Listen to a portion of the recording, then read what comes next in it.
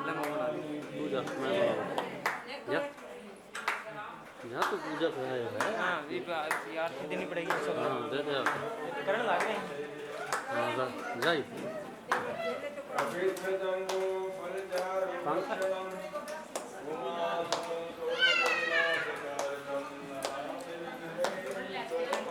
पंडित जी हाथ तो बीच को नोट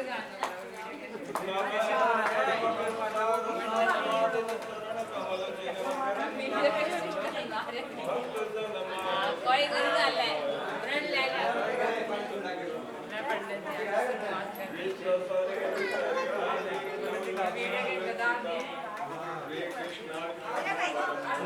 पंडित जी उनकी बतलावन है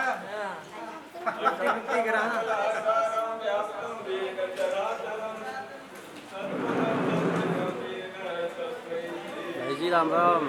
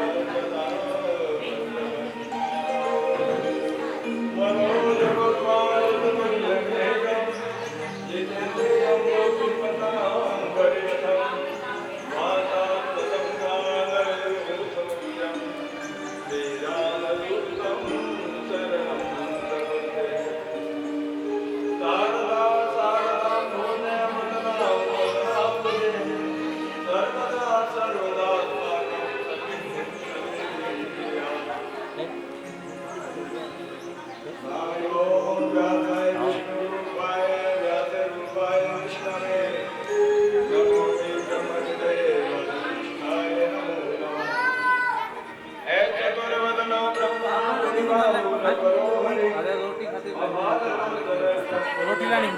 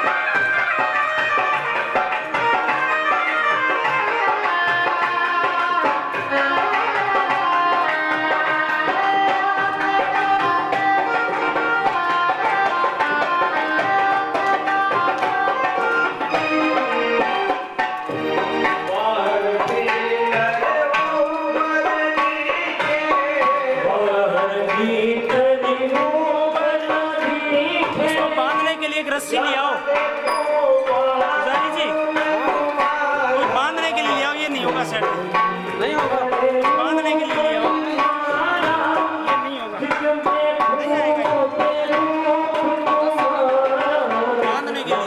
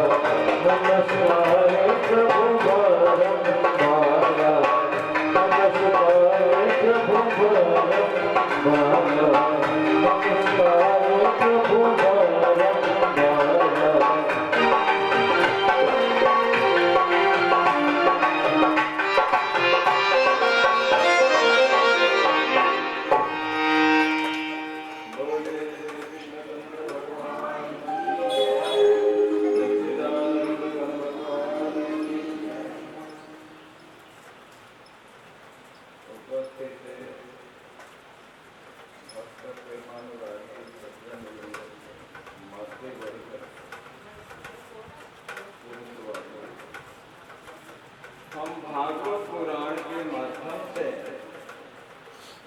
भगवान के पावन चरित्रों का श्रवण करते हैं।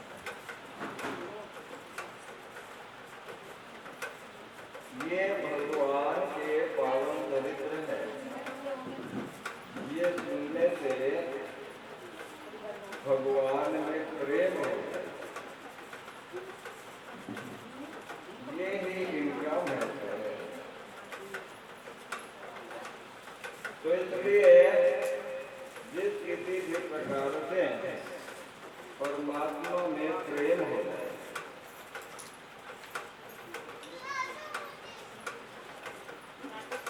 तो ऐसा प्रयास है वो करना चाहिए।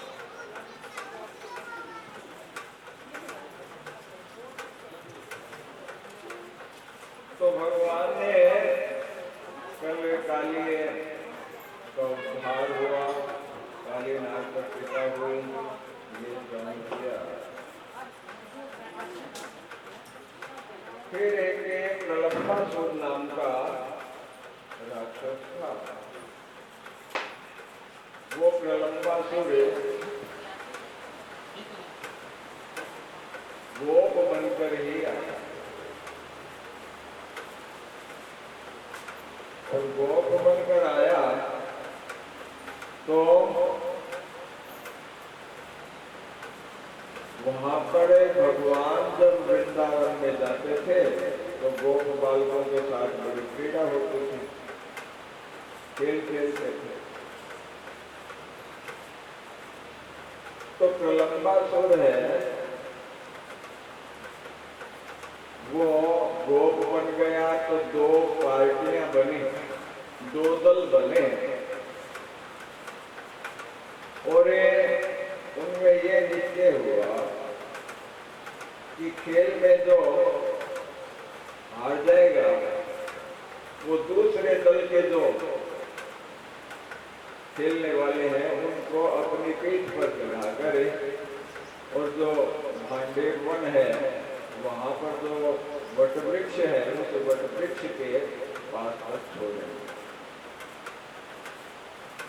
तो यह प्रलंबासुर कृष्ण भगवान के दल में मिला, उनकी तरफ और भगवान वाला दल ही हार गया। देखो भगवान तो क्या है कि दूसरों को जिताने में लगे, स्वयं हार गए और दूसरे दल वाले लगे। देखो संसार में क्या है कि मनुष्य सदा जीत के लिए ही तत्पर रहता है, हार के लिए तत्पर नहीं रहता। वो ये सोचता है कि मैं जीतूं दूसरा नहीं जीतूं।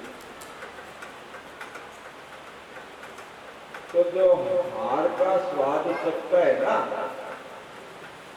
वो आगे बढ़ता है।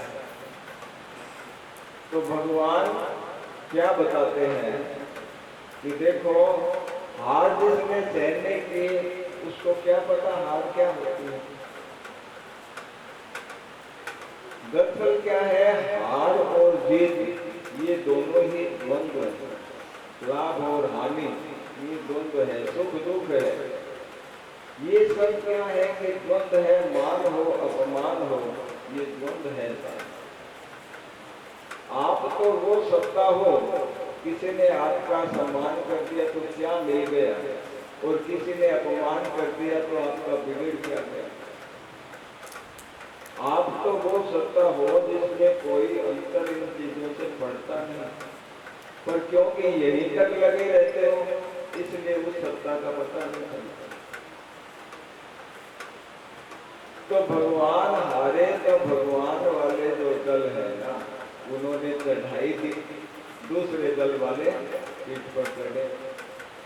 तो ये प्रलंबासुर है उसकी पीठ पर बलराम जी बैठे।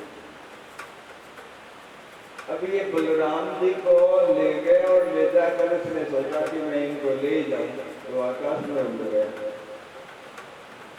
तो ऐसे में बलराम जी ने मुट्ठी उसके सिर में जोर से मारी और उसका अंत।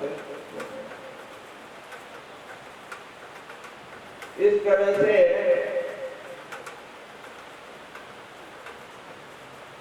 भगवान अनेक लीलाएं करते हैं।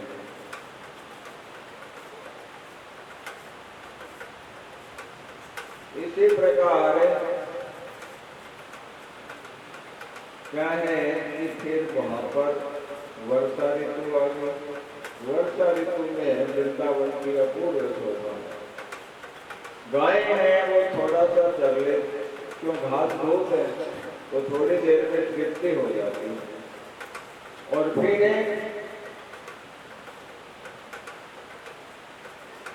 उनके थनों से दूध जो है वो अपने आप बहने लगता है। इस प्रकार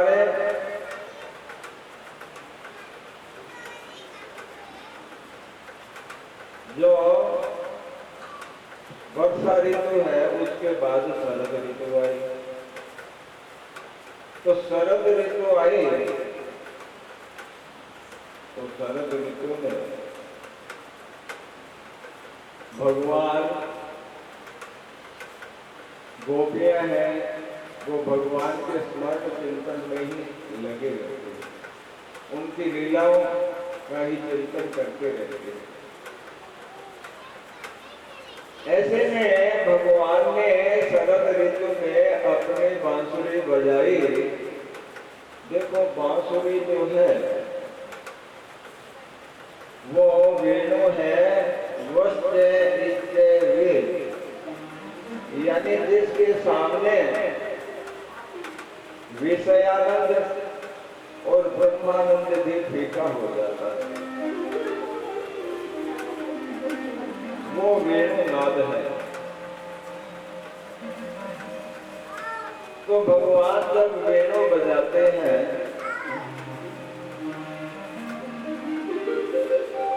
तो उनकी बांसुरी की ध्वनि सुनते हैं। तो भगवान बर्हा पीडम नटवर बकोर कर्णयो कर्णिकारं बिभ्रद वास कनक कपि संवेदयन्तीं च माम् रंध्रावेणोरधर सुधया पूरयन् गोपवृन्दैः वृन्दारण्यं स्वपदरमणं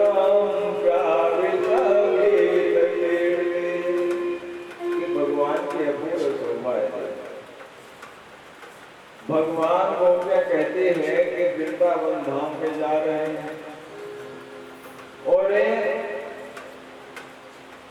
उनके शीश पर मोर मुकुट है। देखिए सभी रोमन से ध्यान कीजिए, सिर पर मयूर मुकुट है और वैजयंती की माला पहन रखी है, कानों में कनेर के पुष्प है और बड़ा ही सुंदर स्वरूप है नट जैसा। रेशमी वस्त्र है ठीक वर्ण के और इस प्रकार से उनका शरीर जो है सांवला, उस पर वो वस्त्र बिजली के समान चमक रहे हैं और वो अपने अधर माधुरी से वेणु में अधरामृत जो है उसको फूंक रहे हैं। अधर पर वेणु है। इस प्रकार वृंदारण्य धाम में जा रहे हैं, गोपियां कह रही हैं और पीछे पीछे आगे आगे गए हैं, पीछे पीछे गोप बालक है और वो गोप बालक उनकी कीर्ति का गान करते जा रहे हैं। ऐसा जो वृंदारण्य धाम है जो उनके चरण चिन्हों से सुशोभित हो रहा है, धरती उनके चरण चिन्हों से पुलकित हो रही है, रोमांचित हो रही है। इस प्रकार से भगवान है वो उसमें प्रवेश करते हैं। बड़ी अद्भुत छवि है। तो भगवान ने जब बांसुरी बजाई तो गोपियों को वो बांसुरी सुनती है। गोपियां आपस में कहते हैं अक्षण्वतां फलमिदं नविदाम् सख्ये वसो मनो विवेशयतो मयस्ते वक्त्रं ददेशसुतयो मनुरेणुष्टं यैर्वाणि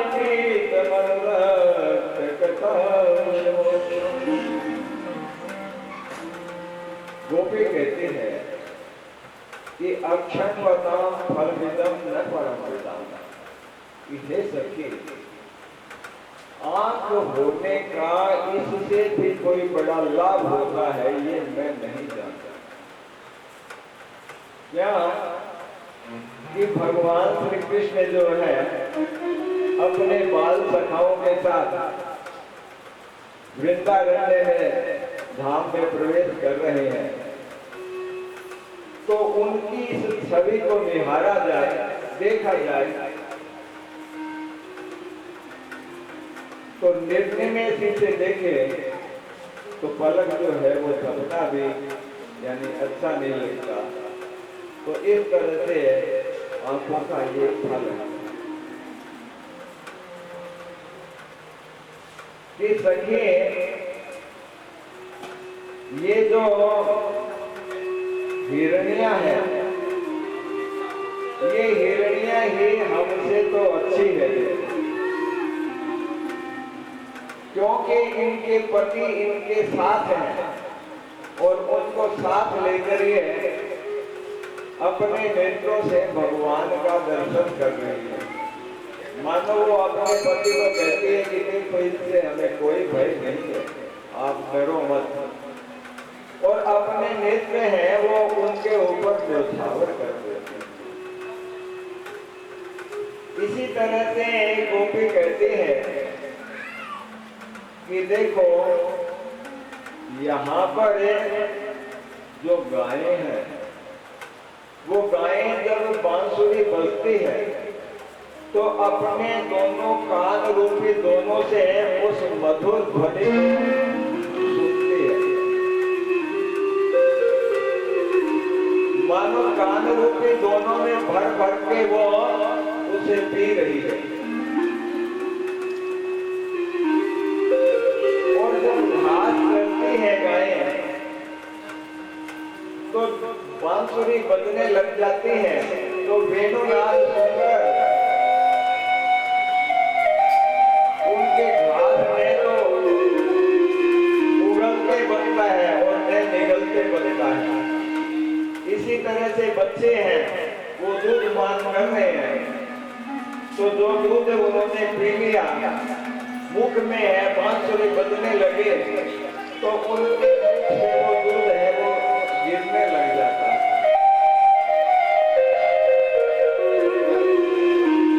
यमुना जी हैं वो बांसुरी की ध्वनि सुनकर उनके जल के अंदर भंवरे पड़ने लग जाते हैं, जल रुक जाता है और वो अपने अंदर जो कमल है उन कमलों को भगवान के अर्पित करते हैं, पानी स्थिर हो जाता है। तो इस प्रकार से